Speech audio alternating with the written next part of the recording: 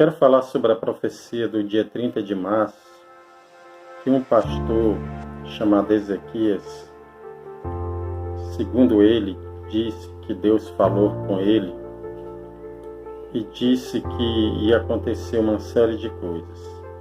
Quando se trata de certos assuntos, ou de pastores, o bispo, o apóstolo, as pessoas ficam com receio de falar sobre tais pessoas, mas eu não vim falar aqui sobre a pessoa dele, mas sim do que ele falou. Mas para isso nós vamos utilizar o que diz a Bíblia, a palavra de Deus, acerca desse assunto. Quero dizer que até o apóstolo Paulo passou pelo crivo da palavra de Deus. Então ninguém está isento, nem eu, nem ele, nem ninguém, nem você. E todos temos que passar pelo crivo da palavra de Deus, já que dizemos assim, o Senhor está falando. Então, quando uma pessoa diz, o Senhor está falando, isso me dá o direito e a prerrogativa de eu conferir se aquilo que ele está falando é Deus falando ou não, utilizando as Escrituras. Vejamos que Paulo passou por isso. Pegar aqui a Bíblia, no livro de Atos, no capítulo 17, no versículo 10, diz o seguinte, que Paulo, ele foi pregar num local chamado Bereia. Chegando lá, os irmãos de Bereia verificaram se aquilo que Paulo falava era de Deus ou não. Logo que anoiteceu, os irmãos enviaram Paulo e Silas para Bereia. Chegando ali, eles foram à sinagoga judaica. Os bereanos eram mais nobres do que os tessalonicenses, pois receberam a mensagem com grande interesse, examinando todos os dias as Escrituras, para ver se tudo era assim mesmo. Então, há necessidade de verificar, e Paulo não escapou disso.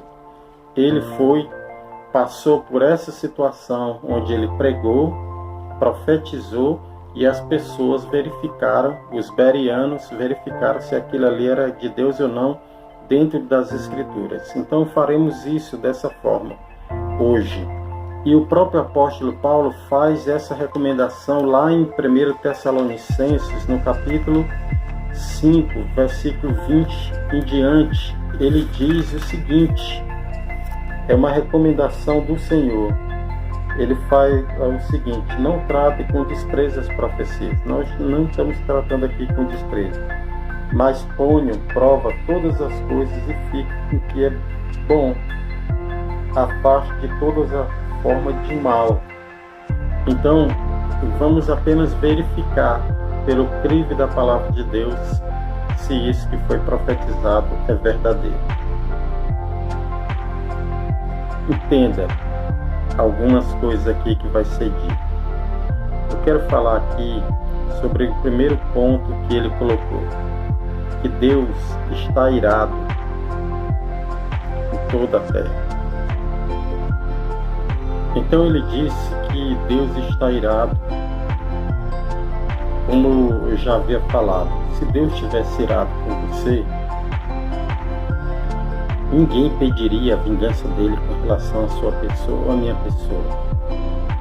Entenda, lá em 2 Coríntios, capítulo 5, versículo 19, a palavra do Senhor diz o seguinte, que Deus estava em Cristo, reconciliando o mundo consigo mesmo.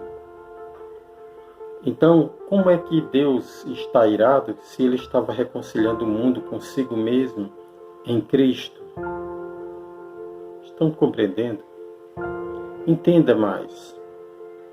Como é que pode dizer que Deus amou o mundo de tal maneira que deu seu Filho unigênito? Quer dizer, então Deus, ele deu o Filho dele. Isso que eu acabei de falar é um versículo que está escrito lá em João 3,16. Então, na verdade, Deus derramou toda a ira dele em Jesus, porque havia o escrito de dívida lá em Colossenses 2, 13, 14 e 15, diz que havia escrito de dívida que constava ali nas ordenanças de Deus a respeito de nós. E Jesus pegou esse escrito de dívida e foi encravado ali na cruz. E a verdade, quando aconteceu isso, Deus passou a dar acesso a nós. Agora podemos conversar, adorarmos de maneira livremente diante de Deus. Então Deus, Ele não está irado com você. Deus não está irado com você. Que terrível coisa é Deus estar irado contra uma pessoa. Entendamos esse ponto. Segundo ponto que eu quero falar, ele diz que o espírito da morte, como se ele tivesse o poder e essa liberdade de chegar e matar quem ele quiser. Ele fez uma certa referência como se fosse no Antigo Testamento, quando o espírito da morte passou ceifando vidas ali de madrugada, matando os primogênitos do Egito. Mas dia 30 de madrugada, de meia-noite em diante, não saiam por nada, porque vai descer o espírito da morte e vai andar nas ruas. Deus falou comigo. Vocês vão ver acidentes dobrar, vai ser uma coisa terrível. Você vão encontrar pessoas mortas nas calçadas, vai encontrar pessoas mortas dentro dos bares, vai encontrar pessoas mortas, pessoas vão cair dentro dos mercados e vão começar a ter ataque, falta de ar. O espírito da morte vai tomar conta de tudo, de madrugada do dia 30. Entenda, querido. Lá em Apocalipse capítulo 1, no versículo 18, diz o seguinte, Jesus falando, as palavras de Jesus: estive morto, agora estou vivo, pelos séculos dos séculos, e tenho o poder, isto é, as chaves da morte e do inferno. Então quem tem a chave da morte e do inferno é Jesus.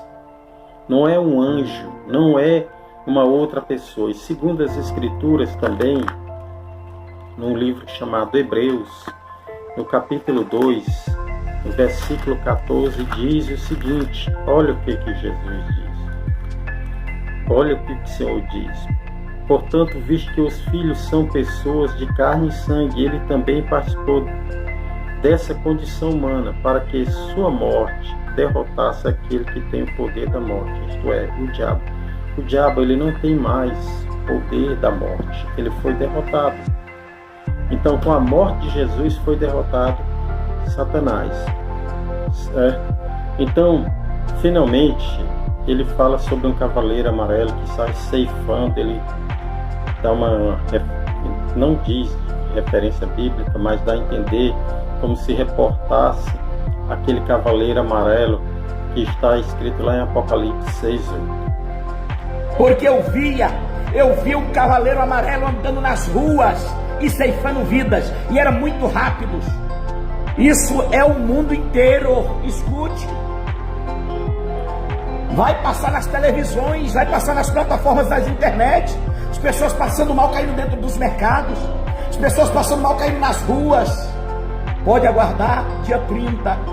Quando ele fala que esse cavaleiro amarelo sai matando pessoas na rua de madrugada, entenda o seguinte.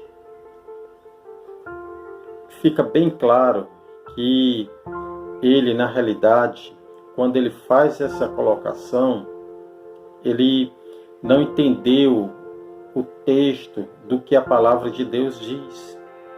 Ora, a Bíblia fala de fato sobre esse cavaleiro amarelo. Está escrito lá em Apocalipse capítulo 6, quando fala da abertura dos selos. Mas acontece o seguinte, que antes desse cavaleiro amarelo vir, vem outros 3 cavaleiros. O cavaleiro branco, o cavaleiro vermelho e o cavaleiro preto. Então, cadê os outros cavaleiros? Por que não surgiu ainda? Quando na realidade esses cavaleiros anteriores não surgiram, não aconteceu. E a Bíblia mostra claramente que é uma sequência. Primeiro vem o branco, que não surgiu ainda. Segundo vem o vermelho, também não surgiu ainda. E o terceiro, que é o cavaleiro preto, que não surgiu ainda. Enfim, ele vai cita, né, colocando esse cavaleiro vermelho, ou melhor, amarelo, como se ele já viesse agora. E cadê os outros? Então essa é uma profecia que eu creio que não é de Deus. Acredite, não fique preocupado com isso. Não fique preocupado com se vai acontecer isso com algum parente seu, com você. Não vai acontecer. Acredite, essa profecia ela não é verdadeira, porque está seguindo um apanhado de coisas, de misturas, tanto do Antigo como do Novo Testamento, uma coisa muito confusa. E segundo as Escrituras, isso não é de Deus. Que Deus te abençoe. Creia, o Senhor ama você. Ele estava em Cristo Jesus. Ele estava em Cristo Jesus se reconciliando. Ele estava reconciliando com Ele o mundo todo. O mundo todo são as pessoas. Isso inclui você. Viu? Então o Senhor estava reconciliando o mundo com Ele em Cristo. Que Deus te abençoe. E procure lá no meu canal, no YouTube, Eu Sou Hebreu. Que Deus te abençoe. Me siga também nas redes sociais. No Instagram, coloque lá Pastor Hebreu no Instagram, minha página no Facebook, Pastor Hebreu, e você vai ver muito mais coisas. A paz do Senhor.